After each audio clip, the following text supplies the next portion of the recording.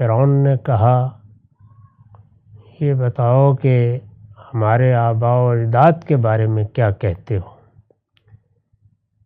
ہمیں یہ بتانے کے لیے آئے ہو کہ ان کا انجام بھی جہنم میں جانا ہے؟ اس کا جواب موسیٰ علیہ السلام نے یہ دیا تھا کہ ان کا علم میرے پروردگار کے پاس ایک نوشتے میں محفوظ ہے، اور لا یدل ربی ولا ینسا، میرا رب نہ بھٹکتا ہے نہ بھولتا ہے۔ اس سے ان کا مقصود یہ تھا کہ جو کچھ ہے وہ عنقریب سامنے آ جائے گا، میرے رب کے ہاں ہر چیز طے ہے اور نتیجہ بھی معلوم ہے، مجھے اس پر کچھ کہنے کی ضرورت نہیں ہے۔ اس پر میں نے حاشیہ لکھا ہے، مطلب یہ ہے کہ خاطر جمع رکھو، انہوں نے جو کچھ مانا اور جو کچھ کیا ہے، یعنی تمہارے آباء نے، تمہارے بزرگوں نے، انہوں نے جو کچھ مانا اور جو کچھ کیا ہے وہ سب میرے رب کے ریکارڈ میں محفوظ ہے، اور یہ خیال نہ کرو کہ اس میں سے کوئی چیز رہ گئی ہوگی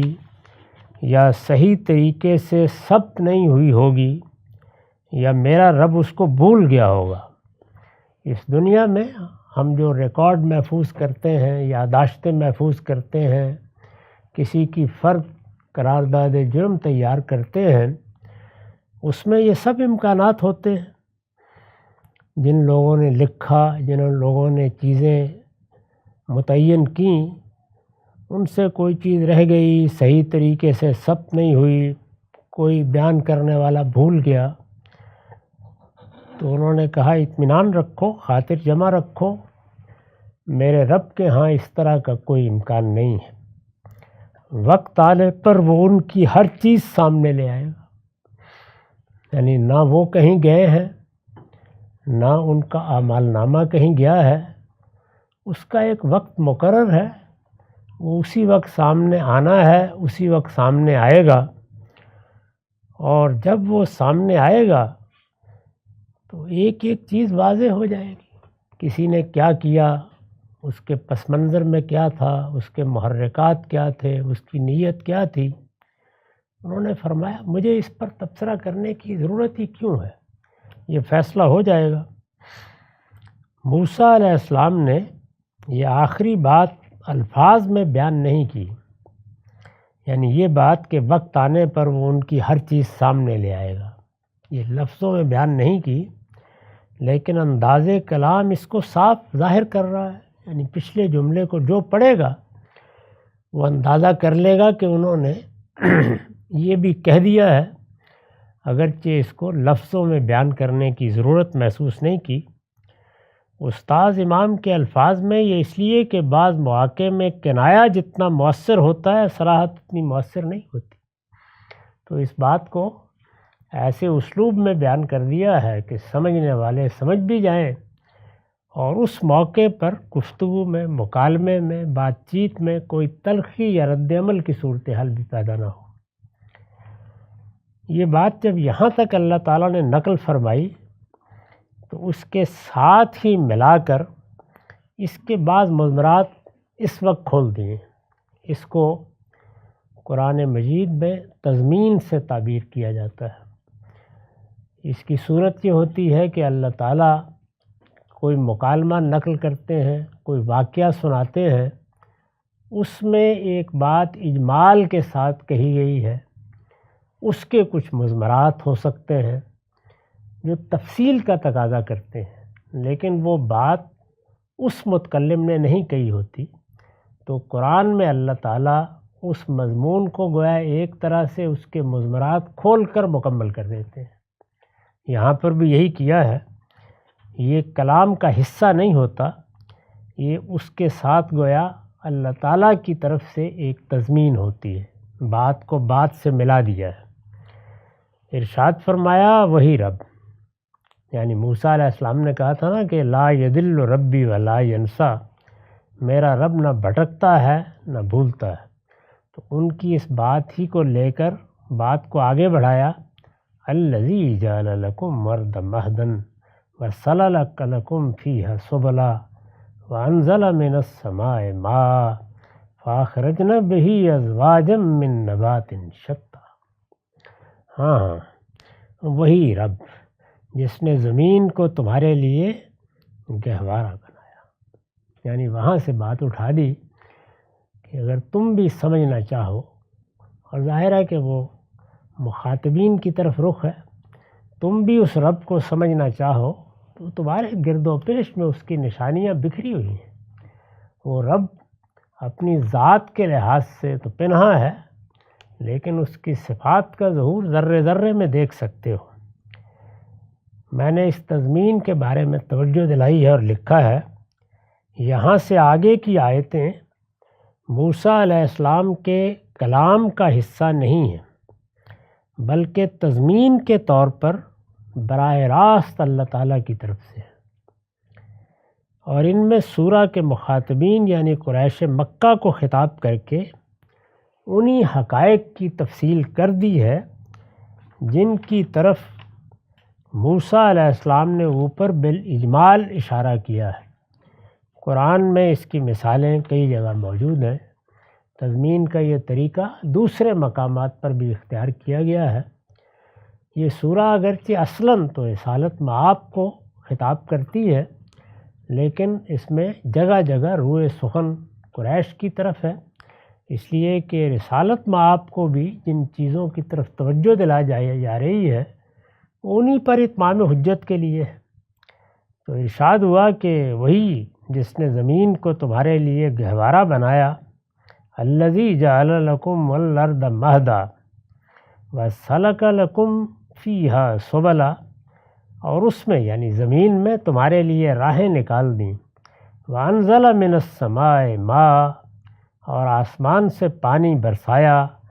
فاخرجنا بہ ازواجا من نبات شتى، پھر اس سے ہم نے مختلف نباتات کی گوناگوں قسمیں پیدا کر دی۔ یہ زمین کی زرخیزی کی طرف اس میں جو اللہ کی عنایتیں ہوئی ہیں، جو برکتیں نازل کی گئی ہیں،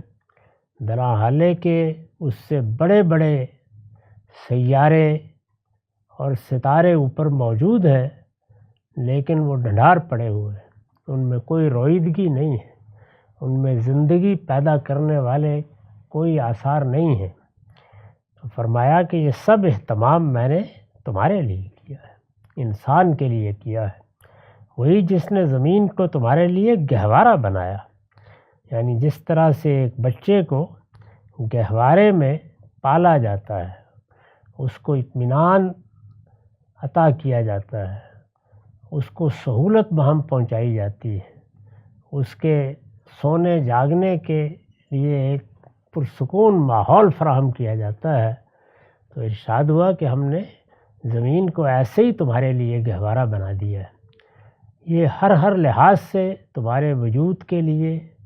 وجود میں آنے کے لیے، وجود پانے کے لیے، وجود کی نشو و نما کے لیے، مقصد وجود کو حاصل کرنے کے لیے، ابتدا سے انتہا تک، بدایت سے نہایت تک نہایت سازگار بنا دی گئی ہے۔ یہ گویا تمہارا گھر ہے، اور اس میں تمہارے لیے راہیں نکال دی، وَسَلَكَ لَكُمْ فِيهَا سُبُلًا، راہیں نکال دیں، یعنی ایسا نہیں ہے کہ تمہاری رہنمائی کا کوئی اہتمام اس میں نہیں ہوا۔ جو صلاحیتیں تمہیں دی گئی ہیں اس کے لحاظ سے راستے بھی پیدا کر دیے گئے ہیں، اور وہ ہر طرف موجود ہیں، وہ باطنی بھی ہیں، وہ ظاہری بھی ہیں، وہ صحراؤں میں بھی ہیں، وہ دریاؤں میں بھی ہیں۔ تمہارے لیے سفر کرنے کے اسباب بھی پیدا کیے گئے ہیں، سواریاں بھی پیدا کر دی گئی ہیں، اور پھر وہ راز ہیں جن کا تم اکتشاف کرتے چلے جاتے ہو، اور اس کے بعد نئی سے نئی چیزیں خود اپنے لیے ایجاد کر لیتے ہو۔ تمہارے لیے راہیں نکال دیں اور آسمان سے پانی برسایا، فَأَخْرَجْنَا بِهِ أَزْوَاجًا مِّن نَبَاتٍ شَتَّىٰ۔ دوسری جگہ قرآن نے واضح کیا ہے کہ زندگی پانی سے پیدا ہوتی ہے، ہم نے پانی سے ہر زندہ چیز کو پیدا کیا ہے۔ وَجَعَلْنَا مِنَ الْمَاءِ كُلَّ شَيْءٍ حَيٍّ۔ تو یہاں پر بھی یہ توجہ دلائی ہے کہ یہ تمہارے لیے زندگی لے کر آسمان سے اترتا ہے، اسی زمین سے اٹھاتے ہیں، پھر آسمان پر لے جاتے ہیں، پھر وہاں سے برسا دیتے ہیں، اور آسمان سے پانی برسایا،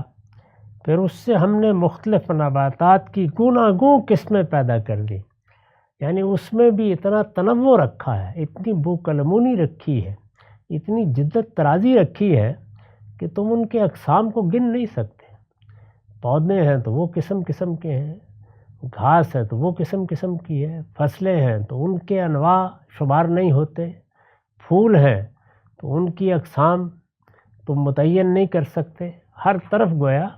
ایک فراوانی ہے، معلوم ہوتا ہے کہ رحمت وفور میں ہے، اور تم جدھر دیکھتے ہو ادھر ہی ان کی گوناگوں قسمیں پھیلی ہوئی ہیں۔ کلو ورعو انعامکم، کھاؤ اور اپنے مویشیوں کو چراؤ، یعنی اگر ہم نے تمہیں پیدا کیا تو تمہیں اس زمین سے نکالا، دوسری جگہ فرمایا انبتکم من الارض نباتا، جیسے یہ پودے زمین سے پھوٹتے ہیں، ابتدا میں تم بھی اسی طرح زمین سے پھوٹے تھے، اور پھر تمہارے لیے خوراک غذا کے اسباب وہ بھی ہم نے اسی مٹی کے اندر رکھ دی، تمہاری خدمت کے لیے مویشی پیدا کیے، ان کے چارے بھی اسی کے اندر سے پیدا کر دیے۔ کلو ورعو انعامکم، کھاؤ اور اپنے مویشیوں کو چراؤ، ان فی ذالک لآیات لأولی النہی، ان کے اندر عقل والوں کے لیے یقیناً بڑی نشانیاں ہیں، یعنی وہ نشانیاں ہیں کہ آدمی کو کسی معجزے کے طلب کرنے کی ضرورت نہیں ہوتی، اس زمین کا ذرہ ذرہ خود معجزہ ہے، اس میں اللہ تعالیٰ کی جو قدرت اور جو حکمت نمایاں ہوتی ہے، اگر دیکھنے والی آنکھیں ہوں اور سمجھنے والا ذہن ہو تو وہ ایک ایک چیز کو دیکھ کر پکار اٹھتا ہے کہ ہر ورق دفتریست معرفت کردگار۔ تو یہ قرآن مجید نے ان نشانیوں کی طرف توجہ دلائی۔ میں نے لکھا ہے یعنی اس بات کی نشانیاں کہ جس کی قدرت و حکمت کے یہ کرشمے ہر طرف دیکھ رہے ہو وہی تمہارا رب ہے، یعنی جس نے تمہیں پیدا کر کے اتنا کچھ سامان تمہارے لیے میسر کر دیا ہے اور ایک ایک چیز تمہاری خدمت میں لگی ہوئی ہے، وہی تمہارا رب ہے، اور وہی اس کا سزاوار ہے کہ اس کو رب مانا جائے، یعنی خالق بھی وہی ہے، یہ سب اہتمام کرنے والا بھی وہی ہے، پھر کوئی اور اس لائق کیسے ہو سکتا ہے کہ اس کو رب بنایا جائے؟ پھر یہی نہیں، اس کا یہ اہتمام ربوبیت اس بات کا بھی تقاضا کرتا ہے کہ وہ ایک ایسا دن لائے جس میں اس کے کامل عدل کا ظہور ہو، اور یہ اس کے لیے کچھ بھی مشکل نہیں، یعنی یہ سب سامان چونکہ اس نے کیا ہے، سامان تو کر دیا ہے، لیکن اس دنیا میں عدل کامل میسر نہیں ہے، یہ اس دنیا کی ناتمامی ہے۔ اگر تم غور کرو تو یہ بادنہ تامل واضح ہوتی ہے، چنانچہ یہ ناتمامی خود تقاضا کر رہی ہے کہ ایک ایسا دن آئے جس میں اس دنیا میں جو ان سب چیزوں کے باوصف، ان غیر معمولی صفات کے ظہور کے باوصف، ان نعمتوں کے باوصف، قدرت کی اس گوناگونی کے باوصف جو نقائص رکھے گئے ہیں، جو ناتمامی رکھی گئی ہے، اور خاص طور پر بندوں کو یہ نعمتیں میسر آنے میں جس بے انصافی کا سامنا کرنا پڑتا ہے، اور جو لازماً عدل کامل کے ظہور کا تقاضا کرتی ہے، یہ سب چیزیں بتا رہی ہیں کہ ایک ایسا وقت آنا چاہیے جس میں اللہ تعالیٰ کے اس عدل کا ظہور ہو جس کو انسان اپنے باطن سے چاہتا ہے، اور وہ دنیا دیکھنے کو میسر آئے جس میں ادنا درجے کا کوئی نقص نہ ہو، وہ اپنے کمال کا اظہار کرے۔ تو ارشاد ہوا کہ یہ خود اس ربوبیت کا تقاضا ہے، اور یہ کچھ اس کے لیے مشکل نہیں ہے، اس نے یہ دنیا ابتلا کے اصول پر بنا دی ہے، اور ایسی گوناگونی کے ساتھ بنا دی ہے کہ اس میں ہر قدم پر ابتلا ہی ابتلا ہے۔ تو وہ جب اپنے عدل کامل کا ظہور کرنا چاہے گا اور سارے نقائص دور کر کے ایک کامل دنیا بنانا چاہے گا، تو کیا اس کے لیے یہ کچھ مشکل ہے؟ کچھ بھی مشکل نہیں ہے۔ چنانچہ یہی نتیجہ ہے جسے اگلی آیت میں بیان کر دیا ہے کہ جس مٹی سے پیدا کیے گئے ہو اسی میں دفن ہوگے اور اسی سے ایک دن نکال کھڑے کیے جاؤ گے۔ چنانچہ پیچھے جو بات فرمائی تھی کہ اس کے اندر عقل والوں کے لیے یقیناً بڑی نشانیاں ہیں، اس کے بعد فرمایا منہا خلقناکم وفیہا نعیدکم ومنہا نخرجکم تارۃ اخری۔ تم اگر سمجھو تو حقیقت یہ ہے کہ ہم نے اسی زمین سے تم کو پیدا کیا ہے، اسی سے تم بھی اسی طرح اگائے تھے، ہم نے اسی زمین سے تم کو پیدا کیا ہے، ہم اسی میں تم کو لوٹائیں گے اور اسی سے تم کو دوبارہ نکال کھڑا کریں گے۔ یعنی جس چیز کی طرف توجہ دلانی تھی اس کو اس طریقے سے نمایاں کر کے رکھ دیا۔ یہ میری ربوبیت ہے، یہ اس کا اہتمام ہے، یہ تمہارے گرد و پیش میں نے سامان زندگی فراہم کیا ہے، یہ نباتات کی قسمیں ہیں، یہ پانی ہے جو آسمان سے برستا ہے اور کیا کیا کچھ تمہارے لیے پیدا کر دیتا ہے۔ میری ان نشانیوں کو دیکھو۔ یہ زبان حال سے پکار کر کہہ رہی ہیں کہ ایک دن ایسا آنا ہے جس میں تم دوبارہ نکال کر کھڑے کر دیے جاؤ گے، موت تمہارا خاتمہ نہیں ہے۔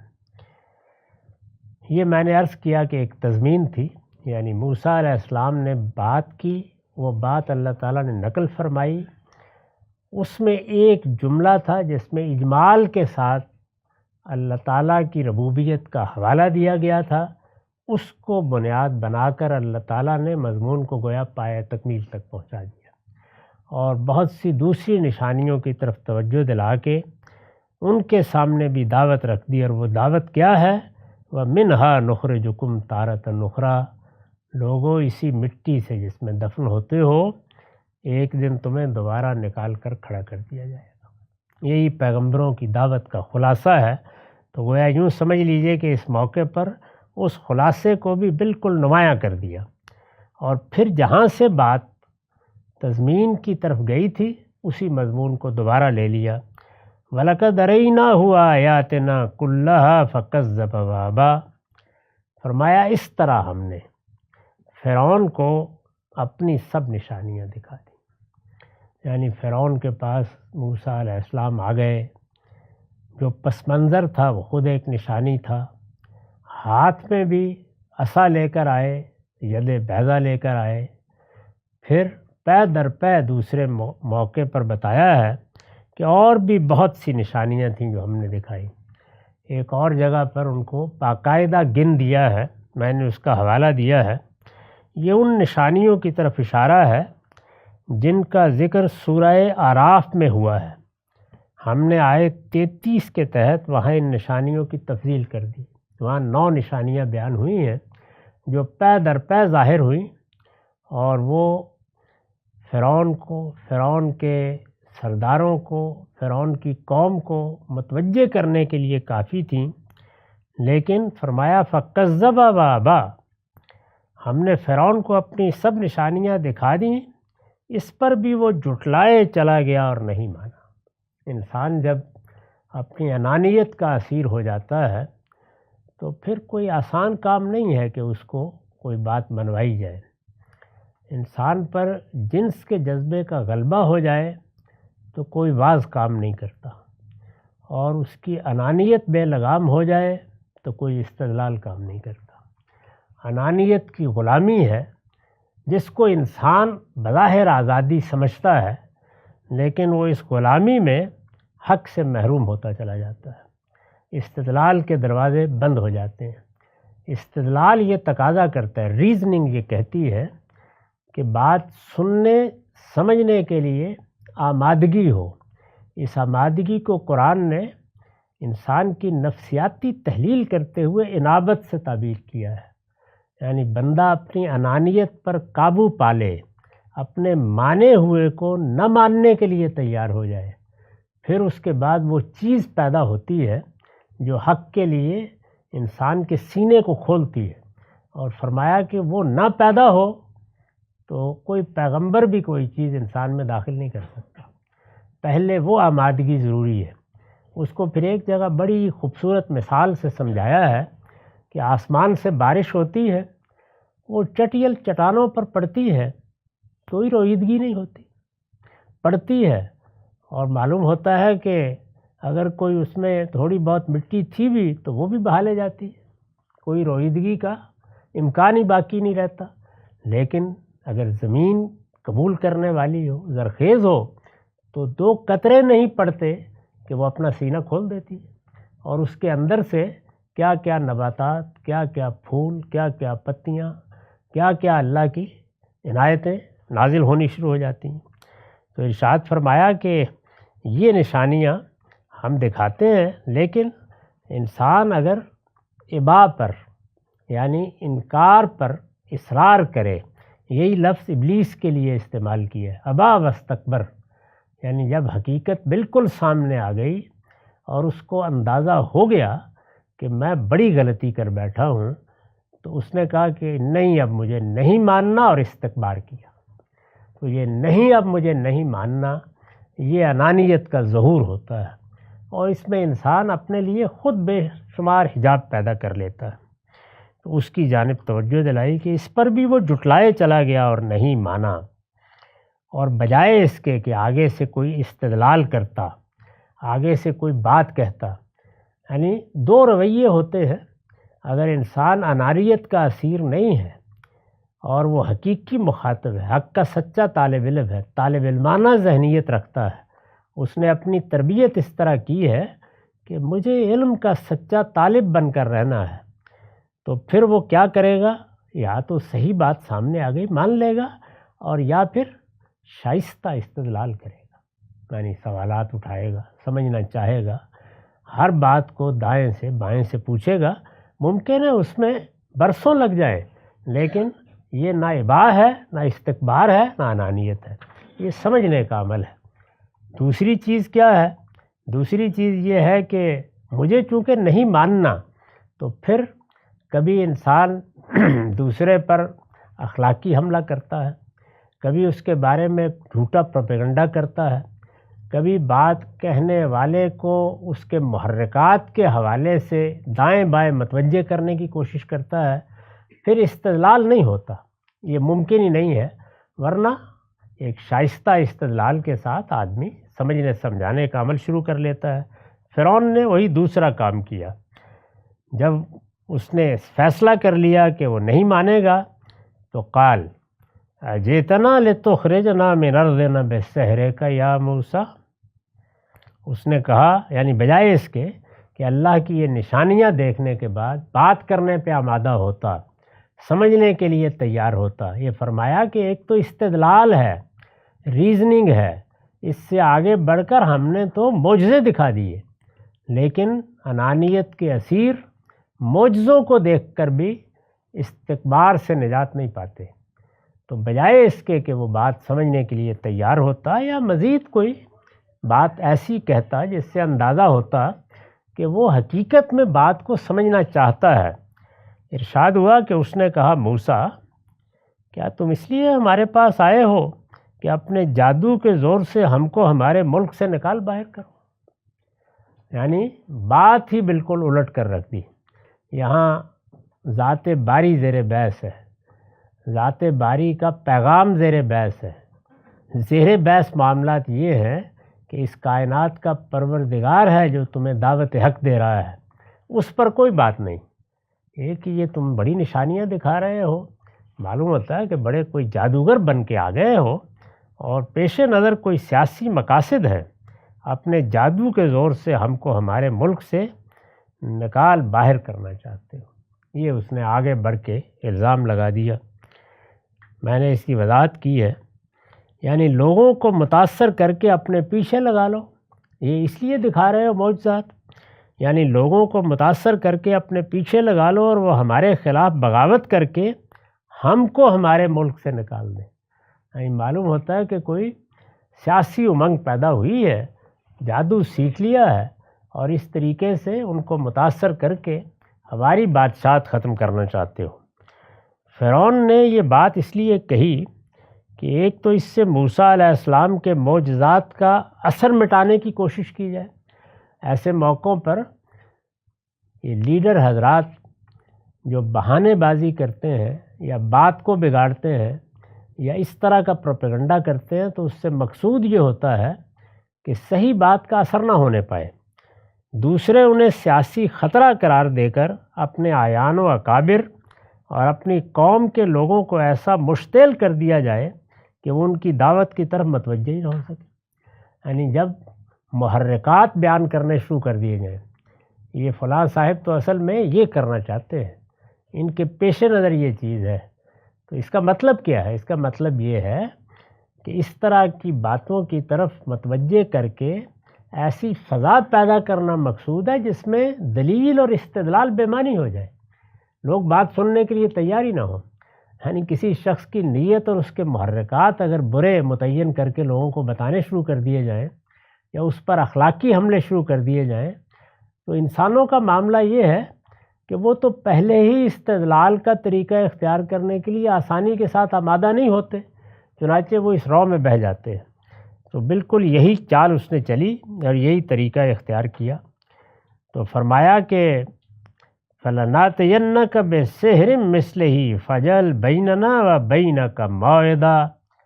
لَا نُخْلِفُهُ نَحْنُ وَلَا أَنْتَ مَكَانًا سُوًى۔ یہی بات ہے، تو ہم بھی تمہارے مقابل میں ایسا ہی جادو لے کر آ جائیں۔ اس نے کہا کہ جو چیز لوگوں کو متاثر کرنے کے لیے اور پیچھے لگانے کے لیے تم لے آئے ہو، وہ وہاں کیا ہے؟ اللہ تعالیٰ کے دیے ہوئے معجزات۔ قرآن مجید جب نازل ہوا تو قرآن مجید کی سحر انگیز گفتگو کو لوگوں نے یہی کہا، یعنی قریش قرآن مجید کے بارے میں یہی کہتے تھے کہ یہ تو اصل میں ساحری ہے اور ہمیں یہاں سے نکالنے کے لیے اور اپنی مشیخت جمانے کے لیے ہے۔ چنانچہ اسی کا ازالہ کرنے کے لیے وہ پھر سب مل کے آئے اور انہوں نے کہا کہ ہم بادشاہت ویسے ہی دے دیتے ہیں، ہمارے بتوں کو اور ہماری تہذیب کو ہدف نہ بناؤ۔ جس کے بعد پھر رسالت مآب نے وہ جواب دیا ہے جو تاریخ انسانی کا ایک لافانی جواب ہے۔ تو ارشاد فرمایا کہ یہی بات ہے، یعنی اگر یہ جادوگری دکھانی ہے اور اس کے زور پر لوگوں کو پیچھے لگانا ہے تو اچھی بات ہے، ہمارے پاس بھی کوئی کم بڑے جادوگر نہیں ہیں، ہم تمہارا مقابلہ کریں گے اور ایسا ہی جادو تمہیں دکھائیں گے۔ سو ہمارے اور اپنے درمیان ایک وعدہ ٹھہرا لو، یعنی یہ گویا اس نے چیلنج کر دیا کہ اب ہم لوگوں کے سامنے یہ بات واضح کرنا چاہتے ہیں کہ تم کسی پروردگار کے بھیجے ہوئے نہیں ہو، کوئی رسول نہیں ہو، کوئی نبی نہیں ہو، یہ ایک فن ہے جو تمہارے ہاتھ آ گیا ہے، اس سے یہاں لوگوں کو دربار میں بھی تم نے متاثر کرنے کی کوشش کی ہے اور آگے کی باتیں بھی کر رہے ہو اور طرح طرح کے مطالبے سامنے رکھ رہے ہو۔ ہم بھی ماہرین کو بلاتے ہیں اور یہ تمہارا جو کچھ بھی جادو ہے اس کی کلئی کھول دیں گے، ہمارے ساتھ وقت طے کر لو۔ سو ہمارے اور اپنے درمیان ایک وعدہ ٹھہرا لو، کوئی بیچ کی جگہ مدعا کیا ہے میں نے وضاحت کیا، یعنی جہاں ہمارے اور تمہارے آدمی آسانی کے ساتھ جمع ہو سکے، تم لوگ بھی آ جاؤ، تمہاری قوم کے لوگ بھی آ جائیں، ہمارے لوگ بھی آ جائیں گے، یہ مقرر کر لیتے ہیں اور اس جگہ پر وعدے کے دن ہم تمہارے اس جادو کی حقیقت لوگوں پر واضح کریں گے، نہ ہم اس کی خلاف ورزی کریں نہ تم کرو گے۔ یعنی اپنی طرف سے اس نے بہت تمطراق کے ساتھ اور بڑے اعتماد کے ساتھ موسیٰ علیہ السلام کو یہ چیلنج کر دیا، تم معجزے لے کے آئے ہو، ہمارے نزدیک تو یہ کوئی معجزے نہیں ہے، جادوگری کا کوئی کمال دکھا رہے ہو، کوئی فن ہے تمہارے ہاتھ میں، ہم بھی اپنے فنکاروں کو بلائے لیتے ہیں۔ اس پر میں نے لکھا ہے کہ یہ غالباً کسی میلے یا فرعون کی سالگرہ کا دن تھا جس کی تاریخ اس وقت سامنے تھی۔ آگے اسے یوم الزینہ اس لیے کہا ہے کہ لوگ اس طرح کے موقعوں پر اپنے آپ کو بھی آراستہ کرتے اور شہروں کو بھی سجاتے ہیں۔ کوئی میلے کا دن آ رہا تھا، موسیٰ علیہ السلام نے یہی دن نامزد کر دیا کہ جب لوگ تمام ملک سے کھنچ کر یہاں پہنچے ہوئے ہوں گے تو سب کے سامنے اور دن کی پوری روشنی میں وہیں فرعونی تہذیب کا سارا طلسم باطل کر دیا جائے۔ انہوں نے بھی یہ خیال کیا کہ یہی موقع ہے اس کی حقیقت بھی کھول دی جائے، چنانچہ وہ دن طے ہو گیا۔ یہ مضمون ابھی جاری ہے، ہمارا وقت ختم ہو گیا۔ اقول قولی ھذا واستغفر اللہ لی ولکم ولسائر المسلمین۔